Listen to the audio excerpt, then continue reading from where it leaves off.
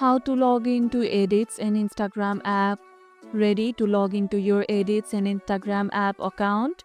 It's easy and quick, so let's begin. First, open the app and look for the login button on the home screen. Tap on it and you will be asked to enter your username or email and the password you set up earlier.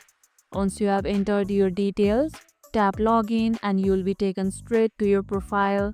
If you have forgotten your password, don't worry, just tap on Forgot Password on the login screen to reset it. If you log into the app frequently, consider saving your login credentials for quicker access in the future. If you have run into any problems while logging in, drop a comment and I'll walk you through the troubleshooting step. Now that you are logged in, it's time to dive into your editing. And if this video helped, hit the like button, share it, subscribe and leave a comment. Thanks for watching and I'll see you in the next one.